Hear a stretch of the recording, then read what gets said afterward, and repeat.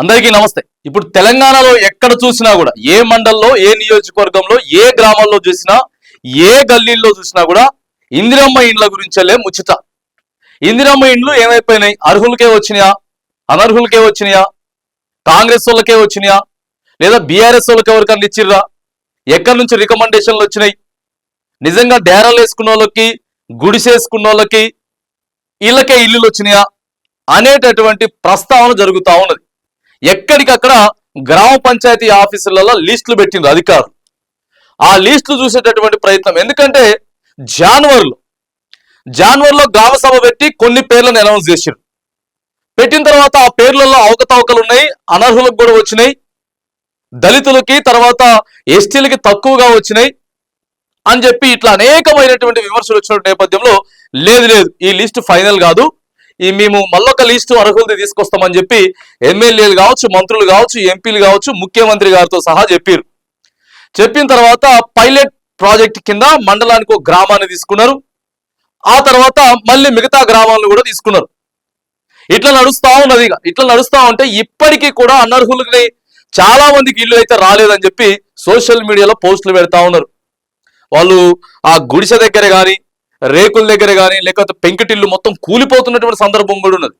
డేరాలు కట్టుకున్న కూడా ఇల్లులు రాలేదు అనేది ప్రధానంగా కొన్ని జిల్లాలలో వినపడుతున్న చర్చ. ఇక్కడ మంత్రులు ఏం చెప్తున్నారు? మేము ఖచ్చితంగా స్క్రూటినీ చేస్తా ఉన్నాం, మా యాప్ ఏదైతే ఉందో ఆ యాప్ కి విరుద్ధంగా కడితే ఒకవేళ అప్పుడే క్యాన్సిల్ చేసేస్తాం, లేకపోతే ఆ అధికారి మీద సస్పెన్షన్ వేటు వేస్తాం. సో ఇది కదా జరుగుతున్నటువంటి చర్చ.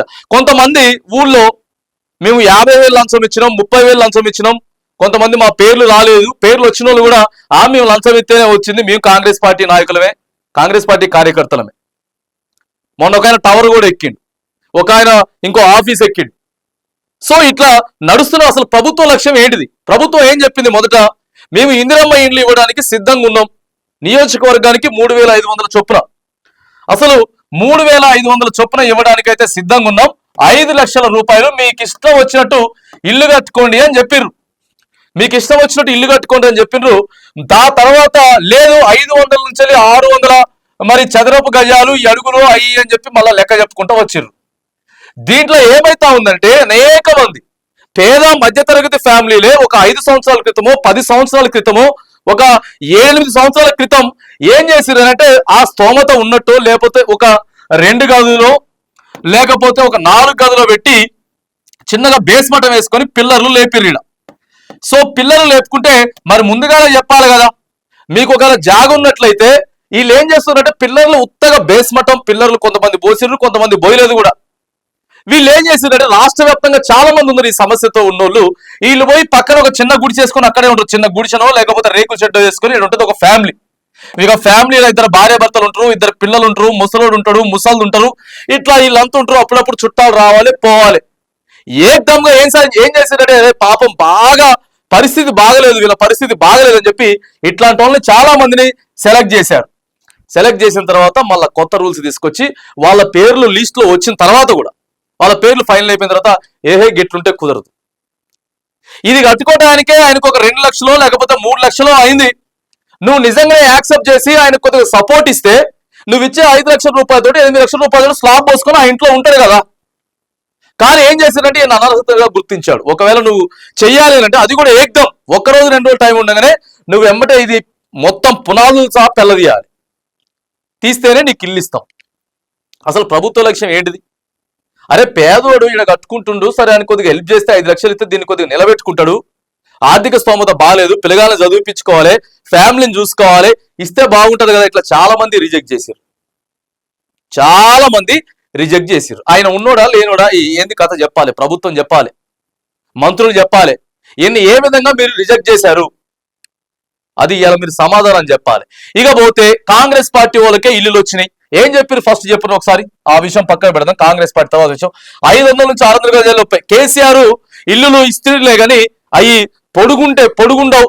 ఆ పెద్ద పొడుగున్నటువంటి అల్లుడు వస్తే ఆయన కింద కొంగి రావాలి, కాళ్ళు చాపితే పోయి గోడకు తగులుతాయి. ఇవన్నీ ఎన్నో మాటలు చెప్పారు. గింత రూములు మీరు ఎట్లనే కట్టుకోండి, మీ జాగాలు మీ ఇష్టం అని చెప్పి మరి ఇది ఎట్లా పెట్టిండ్రు? ఇది ఎట్లా పెట్టిందండి. ఇంకో కన్ఫ్యూజ్ ఏంటి తెలుసా, ఇప్పటికే ఆల్రెడీ మళ్ళీ నిన్న సోషల్ మీడియాలో నడిచింది, నిన్న మొన్న రెండో విడత స్టార్ట్ అయిపోయిందని చెప్తున్నారు. రెండో విడత స్టార్ట్ అయిపోయిందంటే చాలా మంది అర్హులు ఉన్న వాళ్ళకి ఏం చేశారంటే మీకు రెండో విడతలో పక్కా ఇస్తామని చెప్పారు. పక్కా ఇస్తామని చెప్పి ఇలా రెండో విడత కూడా రిలీజ్ అయిపోయింది. రేపో మాపో ఆ ఇళ్ళకు కూడా ముగ్గులు పోయిపోతున్నారు అని చెప్తున్నారు. అంటే పైలట్ గ్రామాల కింద ఎంపిక చేసింది అది మొదటి విడతనా, ఇప్పుడు ఆ మొదటి విడతలోనే వేరే గ్రామాలకు ఎంపిక చేసింది అది మొదటి విడతనా, ఏంది ఇదొక క్లారిటీ కావాలి ఇప్పుడు. లేకపోతే ఈ రెండు మొదటి విడతేనా, లేకపోతే పైలట్ గ్రామాల తర్వాత మిగతా గ్రామాలు చేసింది ఇది రెండవ విడతనా, లేకపోతే ఈ రెండు మొదటి విడతనే పెట్టి మళ్ళీ ఇంకొక విడత ఇప్పుడు తీసుకొచ్చిర్రా.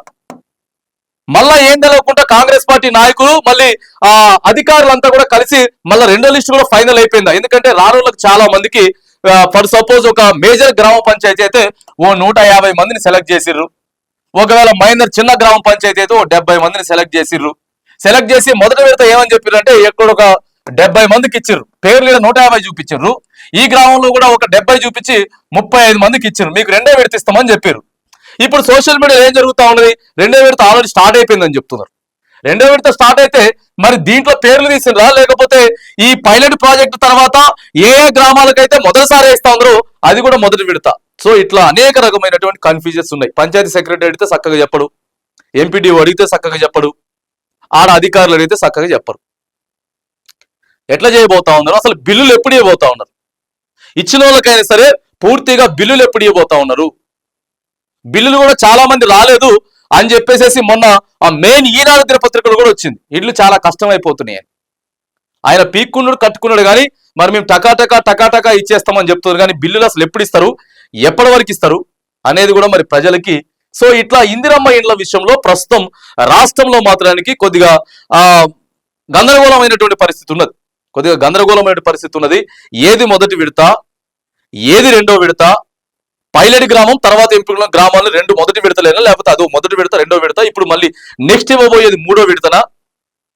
ఇప్పుడు ఇచ్చిన వాళ్ళకి ఎవరెవరికైతే సెలెక్ట్ అయితే చేసిర్రో మరి ఆ సెలెక్షన్ చేసిన వాళ్ళకి సో ఎప్పుడెప్పుడు పైసలు ఇవ్వబోతా ఉన్నారు,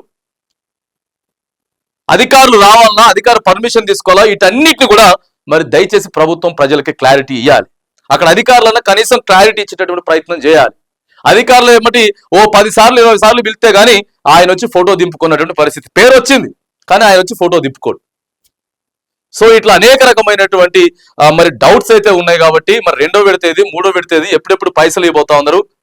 ఇప్పుడు నడుస్తున్నటువంటి ఆ విడత ఏదైతే ఉందో ఆ పైలట్ గ్రామాలు తర్వాత ఇచ్చినది అది పోయిన సంవత్సరందా లేకపోతే ఈ సంవత్సరందేనా, మళ్ళీ ఇప్పుడు 2024-25 అయిపోయింది, 25 to 26 మళ్ళీ తీయబోతా ఉన్నారా ఎట్లా అనేది ఇవన్నీ కూడా మరి అధికారులు ఎవరెవరైతే ఆ రెవెన్యూ శాఖ మంత్రి మా పొంగులేటి శ్రీనివాసరెడ్డి గారు కానీ లేకపోతే హౌసింగ్ ప్లానింగ్ డిపార్ట్మెంట్ కి సంబంధించిన అధికారులు ఎవరైతే ఉన్నారో ఇట్లా అనేకమైనటువంటి సందేహాలు ఉన్నాయి. అనేకమైన సందేహాల మీదకి మరి ప్రజలందరికీ కూడా స్పష్టత ఇవ్వాల్సిన బాధ్యత మాత్రానికి ప్రస్తుతం తెలంగాణ ప్రభుత్వంపై ఉంది.